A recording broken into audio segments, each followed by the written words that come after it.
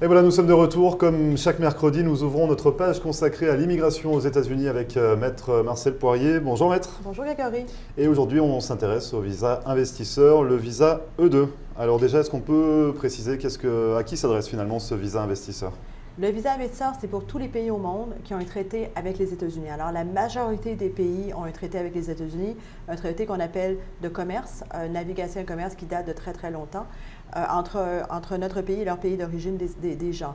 Alors, certains pays, malheureusement, n'ont pas de traité, comme le Portugal, le Brésil, l'Haïti, certains pays comme comment je dirais, qui ont été maintenant mis sur des listes des gens qui ne peuvent pas rentrer. Alors, le E2 investisseur, c'est une façon assez facile pour venir aux États-Unis. Et les gens pensent souvent que c'est des montants énormes. Voilà, c'est ça, on a des montants dans la tête, on se dit, mais il faut beaucoup d'argent pour investir dans ce visa, alors que ce n'est pas totalement vrai.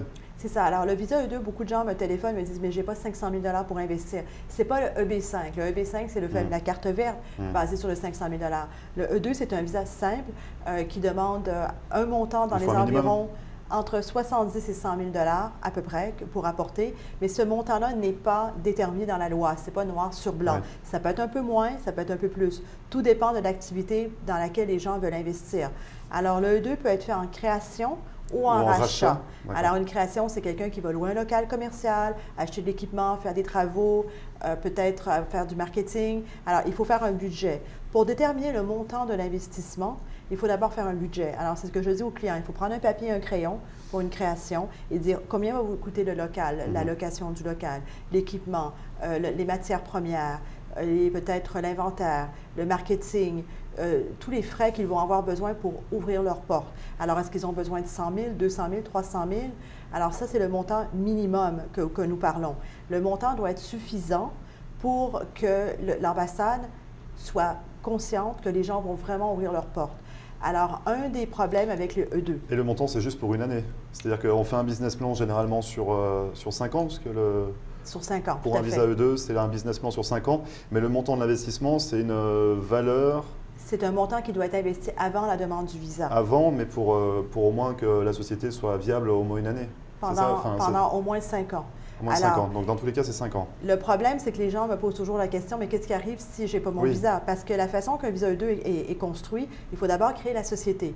La société est créée dans l'État où vous allez travailler. Après, il faut ouvrir un compte en banque pour la société et déposer les fonds nécessaires sur le compte. Mais il faut dépenser assez d'argent, alors au moins minimum 50% du budget avant l'envoi du dossier à l'ambassade ou au consulat. Et ça, les gens ont très peur parce qu'ils me disent, il faut venir aux États-Unis, il faut dépenser, il faut louer un local avant même d'envoyer un dossier et d'avoir un accord du E2.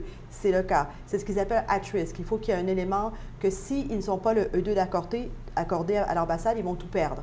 Alors sinon, ce n'est pas investi. Vous pouvez mettre 10 millions de dollars sur un compte en banque, ils ne vous donneront pas un visa. Il faut que l'ambassade soit certaine que les portes vont s'ouvrir, sinon ils ne vous accordent pas un visa. Donc c'est la moitié au moins du budget, c'est ça? Minimum. Alors, il faut avoir déjà loué un bail commercial pour au moins 1 an renouvelable parce que c'est un visa de 5 ans.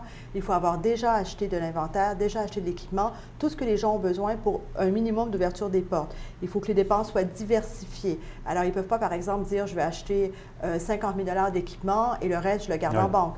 Alors, ça ne fonctionne pas comme ça. Et ça se passe comment pour que les personnes puissent acheter, c'est-à-dire les investisseurs, avant d'obtenir un visa E2, ils se présentent avec quel visa aux États-Unis pour acheter ce local, acheter ce fonds de commerce, enfin tout acheter finalement? Alors, les Européens arrivent avec le ESTA. Le ESTA peut être par affaires ou pour tourisme. Alors, quand ils arrivent à la douane, ils sont obligés de dire qu'ils rentrent par affaires. Pour nos clients, nous donnons une lettre en indiquant que nous avons été engagés pour la préparation du visa E2. S'ils ont besoin de présenter une lettre à la douane, mais ils sont obligés de dire le but du voyage est pour un investissement, pour monter un visa E2 investisseur. Les gens qui ont des B1, B2, alors ils rentrent avec le B1, toujours par affaires. Il faut indiquer que le but du voyage est par affaires. Une fois arrivés aux États-Unis, ils sont obligés d'aller de l'avant et de créer la société avec moi ou avec un comptable. Après, mettre l'argent sur le compte, trouver un local, louer le local commercial au nom de la société et même commencer à regarder pour du recrutement pour au moins un employé américain. Parce qu'on parle de 2 employés minimum, c'est ça, pour un visa E2 généralement? La loi dit que le E2 doit donner du travail à quelqu'un autre que l'investisseur. Alors, le nombre n'est pas défini, je dis toujours aux clients, essayez de regarder pour au moins 2 personnes et ça peut être des gens directs ou indirects. Alors, les directs sont des salariés, des gens que vous payez les charges, que vous déduisez les charges. Les indirects sont les sous-traitants. Alors, ça peut être un ou l'autre ou une combinaison des deux. Mais il faut que ces gens-là soient déclarés en tant que main-d'œuvre. Ça ne peut pas être dans le coût de production. Alors, parce que des fois, il y a des mélanges, les clients, ils nous les mettent dans les coûts de production, nous ne pouvons plus prouver que des employés. Le E2 ne peut pas être pour, par exemple, un couple, mari et femme, qui vont travailler tout seuls. Que ce soit les 2 seuls employés, oui, c'est pas possible. C'est pas possible. L'ambassade doit être certaine que ça va créer de l'emploi, que cet investissement va créer de l'emploi et qu'il soit rentable. Alors, il faut que l'investissement soit en mesure de faire vivre l'investisseur et ses dépendants. Et les dépendants. Alors, si une personne arrive avec une famille avec 6 enfants, le montant va être beaucoup plus élevé que quelqu'un qui est tout seul ou avec sa femme. Parce que l'argent, les revenus de cette activité commerciale doivent être en mesure de faire vivre la famille. Alors, le mot substantiel, parce que les gens lisent sur Internet ou un peu partout, il faut que l'investissement soit substantiel. Qu'est-ce que ça veut dire?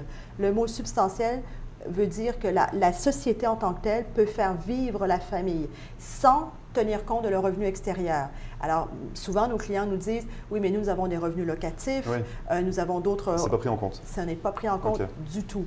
Il y a quelques années, quand j'ai commencé à exercer, faire des visas, nous pouvions mettre en place dans les dossiers qu'ils avaient des revenus extérieurs. Maintenant, non. Plus pris en compte. Il faut que cette activité par elle-même soit capable de faire vivre l'investisseur à un minimum. Il ne demande pas non plus des revenus exorbitants, mais c'est un minimum pour que la famille soit capable de vivre. Alors, pour revenir sur la procédure, 70 000 à 100 000 dollars pour l'investissement, dépenser la moitié avant d'envoyer le dossier pour prouver que c'est un investissement à risque finalement. Et après, la procédure, ça se passe comment? Ça prend combien de temps?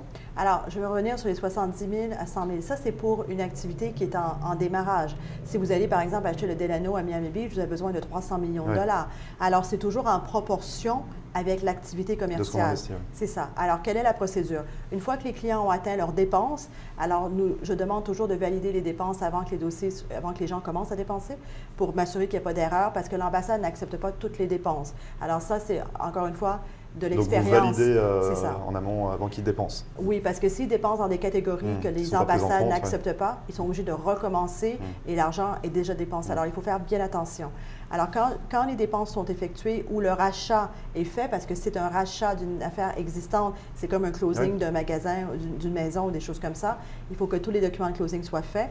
Le dossier est envoyé en format normalement aujourd'hui électronique à l'ambassade et les gens sont convoqués pour un rendez-vous à Paris ou en France, ou au Canada ou dans leur pays.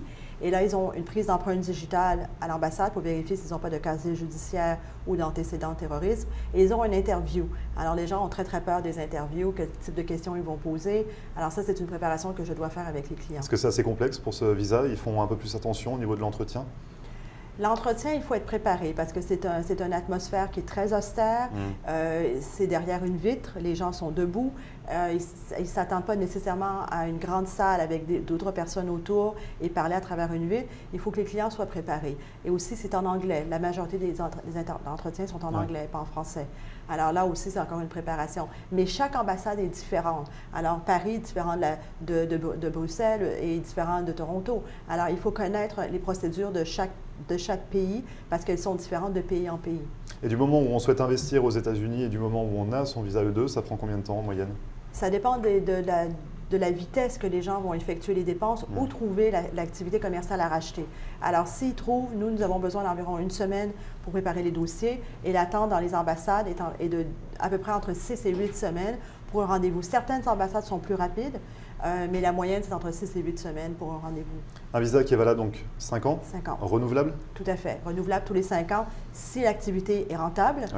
Toujours pour faire vivre la famille et avec au moins un employé, mais ça, c'est vraiment un minimum d'avoir un employé à temps plein. Avec un employé, des fois, ce n'est pas certain qu'ils vont redonner 5 ans. Il faut vraiment qu'ils essaient d'avoir de la main-d'œuvre américaine. Et est-ce qu'on peut se permettre avec un visa E2 dans lequel, si on investit sur le territoire avec un projet, on obtient un visa E2, est-ce qu'on peut se permettre de vendre pour racheter autre chose sous le même visa ou il faut refaire une procédure d'investissement? Ça dépend de la façon que le dossier a été fait au début. Ça peut être une holding, un système de holding, présenté dans le business plan initial que ça va être qu'il va y avoir d'autres activités commerciales. Sinon, il faut envoyer un formulaire pour dire qu'il y a une modification. C'est bien important parce que les gens se retrouvent en violation de visa s'ils ne le font pas. Et un point important, c'est que les dépendants, les épouses et les épouses ou époux ont droit à un permis de travail, mais pas les enfants. Alors ça, c'est quelque chose qui nous revient souvent. Les enfants n'ont pas le droit au numéro de sécurité sociale et n'ont pas le droit de travailler. Alors s'ils ont 16 ans, 17 ans, ils veulent travailler à l'extérieur de l'école, ils n'ont pas le droit et ils n'auront pas de numéro de sécurité sociale pour les enfants. Alors ça, c'est un point qui reste Même s'ils ont plus de 21 ans? Le E2, ils sont dépendants jusqu'à 21 ans. Ah oui, jusqu'à 21 ans, après ils sont plus dépendants. Après 21 ans, ils sont plus dépendants, tout à fait. Donc eux, ils n'ont pas ni de numéro de sécurité sociale, ni de permis de travail. Jusqu'à leurs 21 ans. Et après, ils sont obligés de faire autre chose. S'ils n'ont pas obtenu la carte verte avant les 21 ans, ils sont obligés de faire autre chose, un autre visa. Donc c'est un petit peu complexe également. Ouais. C'est ça. Très bien. Et pas de green card non plus, pas de carte verte. On ne peut pas qualifier pour la carte verte avec ce visa. Vous pouvez, si les gens continuent à investir pour atteindre le 500 000 $ et les 10 employés à temps plein, ça se transforme en EB5. Le E2 peut se transformer en EB5, mais à travers l'investissement, c'est la seule façon. Ils ne peuvent pas s'auto-parrainer, comme nous avons parlé du EB3 ou du parrainage, avec leur propre société parce qu'ils la contrôlent. Alors ça, ce n'est pas possible. Très bien. Merci beaucoup, Maître, pour toutes ces précisions sur le visa E2 investisseur. Et on se retrouve la semaine prochaine pour une nouvelle chronique liée à l'immigration aux États-Unis. Merci, Grégory. Merci beaucoup. Et nous, on se retrouve juste après ça.